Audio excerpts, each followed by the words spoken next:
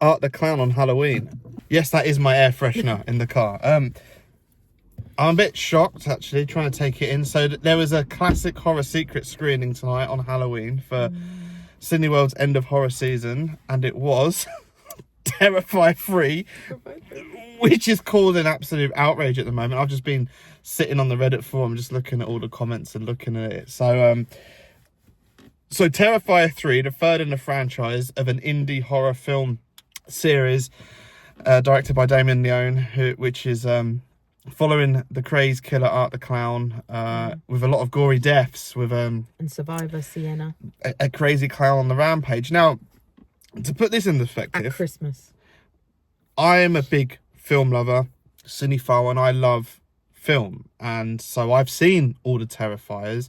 I've seen all of them at the cinema as well, because we went to a special screening the other year of 1 and 2.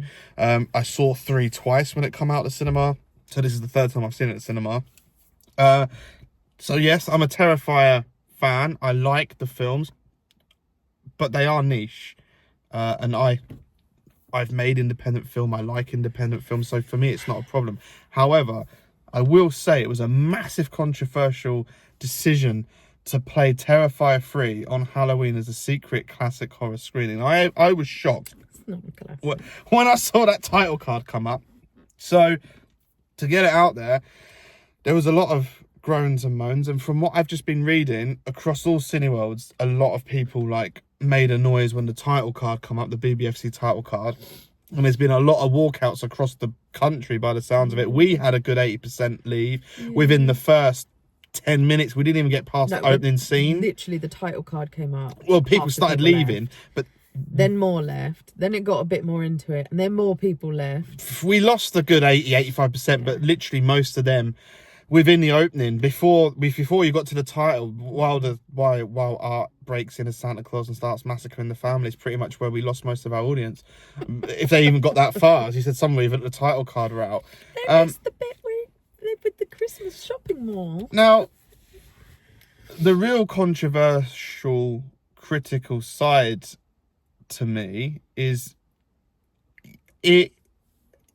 I will say, Terrifier 3 is just gore for gore's sake. It is. There's a story there. There's hardly a story. There is a good story there. The story don't make an awful lot of sense, really. Doesn't need to. It kind of just is out there. It's and to be honest, there's a lot of filler. There is stuff supposedly happening, or some character development, if you can call it that, and little bits going on, which they come across as just filler to get you to the next gore setup and create. It is just the truth.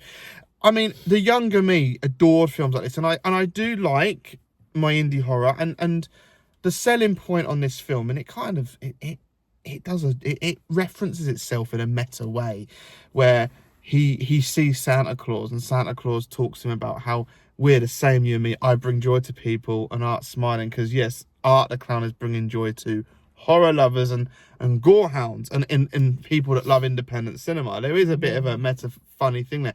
What I'm saying is, it's a film that's just geared up to be like, hey, come and watch some really crazy, gory, sick kills. It's a splatter gore film. I mean, you could argue that it's so far over the top, it makes it less impactful because it's funny. Insanely, well, you find it funny. You laughed at the same bit you did last time of kids getting blown up. I was not the only one laughing, though. I'm not the only one. I mean, that's dark. There was another woman in there laughing just as hard as me. And also, don't get me wrong, I'm not saying I don't completely like it, but I'm just saying there is a little bit of a lack of story. There is just gore for gore's sake. There is a lot of over the topness. Okay, can we talk about the positives now? Oh yeah, go on, man. Mr. Money Pants. No, it's not, because what I was also getting at, and I do want to say it before I forget, is not only is it a controversial choice to choose a niche film which alienates some of your audience, because someone summed it up quite well on Reddit, that even real cinephiles and film lovers aren't always into such niche films. So you've got a lot of people going tonight, a lot of movie goers that aren't overly exposed to this kind of film, really, walking into a film that, one, is probably way too far for them. Like, the boundaries has gone way past their line. Say again, labelling classic horror, that's not really true, is it? And It was It's mismarketed. it's also a third film in a franchise, a trilogy at the moment, which if you haven't seen the first two, which a lot of people I don't think had, definitely from our audience hadn't, and I've seen other people saying they hadn't. If you haven't seen the other Terrifier films, then you're not going to have a clue what's going on, because watching it again tonight, it hit home more than ever. And I was saying this about the Twilight films recently, and this is actually worse than them four.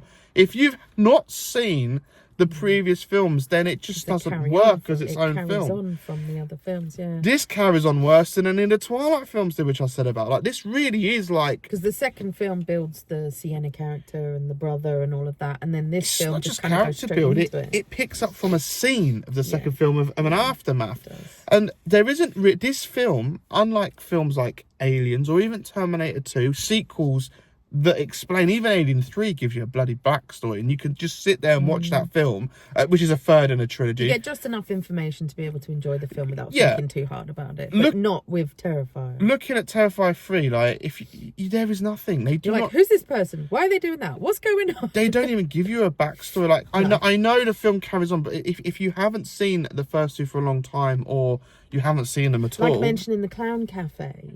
Yeah, that's a big deal. That's a whole big scene in the second film. And they talk about it, I think, like twice in this film, and it's a really good scene. It's really funny to me.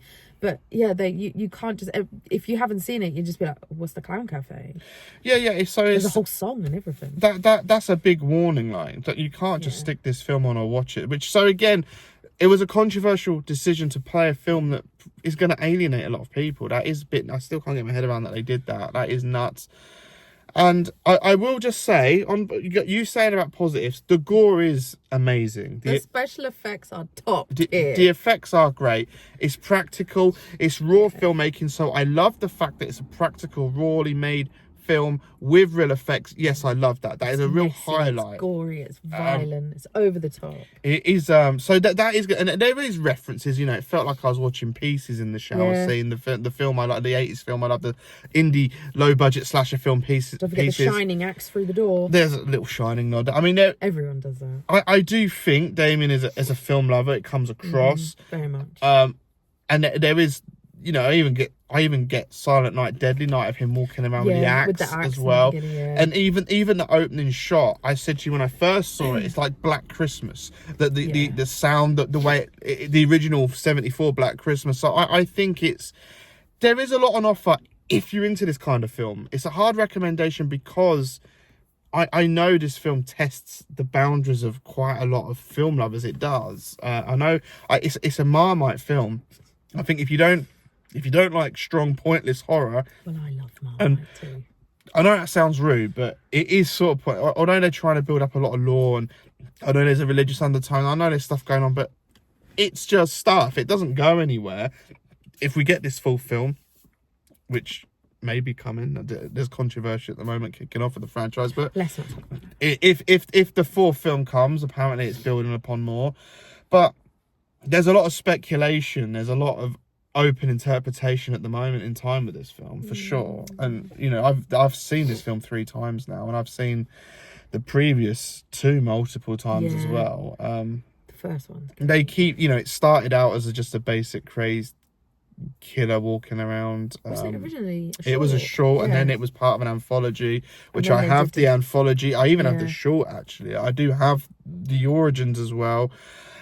And it's something that's getting built upon, but it did start out quite a basic stalk / nod to 70s, 80s video nastiness, and it's now it has lore. It's carried that on, but it's trying to expand its universe.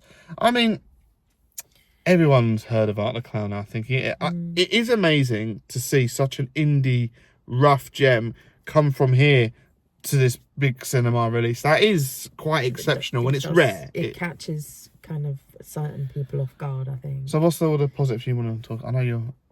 Oh, yeah, now you got all that rubbish out of the way. Yes, very controversial. I agree. Shouldn't have played this without warning. I do think it was... I do agree that it was a controversial choice. However, me personally, I love the film. It's fun. It's gory. It's over the top. It's violent. It's crazy. It ticks all the boxes for me, and every time, this is the second time I've watched it at the cinema, and I still laugh just as hard as the first time. I know I shouldn't. And it's just, for me, because I know it's over the top fun, and Art the Clown's reactions are so silly. He never says a word, yet just conveys so much on screen. I just absolutely love it. And to be honest, it is quite funny when I sit there and I watch like most of the audience leave. Or there was one particular lady sat not far from me who was having a really hard time with the gore, and her boyfriend was desperately trying to get her to stay, and she weren't having it, and they had to leave, and he was very upset, and she was not doing well. And I find it amusing, but I also feel sorry for people who have gone into this without warning. I wouldn't recommend this to a sensitive person. I wouldn't let my kids watch it. It's a lot. If you know, I like horror. I love extreme horror, splatter gore. I love all of that. I read it, I watch it, I read about it. But yeah, it is a bit much, I think, for the average person. I just but want to build on that, because it's true. Again, when Terrifier 3 hit cinemas here, and in other countries, there was literally a warning about this film. Whereas this time, they've just lured people in to watch some classic horror and shoved that down their throat. So that's watch some classic horror. It is a bit nuts. It is nuts that they've tried to dupe people into seeing such graphic horror. I have seen the aftermath of people who have been taken to horror films. I've had friends before, and I've had friends with, you know, partners who have been dragged to a horror film, and they've ended up having nightmares about it for weeks. So I would never force it upon someone. I would never make someone watch it. I would recommend it and say, hey, if you like this, watch this. But if they say, oh no, that's too much, I'll be like, okay, well, don't watch it then, because you're sensitive and you won't like it. So yeah, I do know how it can traumatize the more sensitive people. So the music's pretty good in this film. I have a soft spot for like 80s synthesizer sort of nods, and this film does have that. So it's got a great soundtrack. The editing is pretty good on this film as well. There is some interesting artistic edits, so it's not just a plain Jane. And the cinematography also is pretty cool in this film as well. I think the acting's pretty on point as well. It's not crazy, like so overacted you're laughing at the acting, because like Sienna's character, she's phenomenal. Again, for indie film, and I know this one up the scales a bit from its roots, but yes, the acting is good, and we have some very cool cameos from people Savini that you might recognise. Tom Savini has a cameo, but also Clint Howard has a fun cameo. Even Jason Patric is in this film, who is a legend. So that, you know, as it's got bigger, there is some cool, not only nods, you get some cool actors on screen as well that I've grown up enjoying all of the work of who I've just listed. So yes, there's positives from me. Just obviously, I know it's not for everyone. This is a chalk and cheese film, and I understand why people won't like it. I do get that. It is a niche film. It was made as a niche film. It presents itself as a niche film, and it's just interesting. It's quite a niche film that attracted a lot of attention and became quite mainstream through popular culture because of art, because of making it bigger and marketing and how it's grown. But yes, it was a fun watch again on the cinema. I just still am in shock that was the chosen secret screaming horror classic. But let us know what you think of Terrifier 3 and Art the Clown and the whole franchise, and was it controversial to dupe people into a classic screening on Halloween to shove that down their throats? Terrifier 3.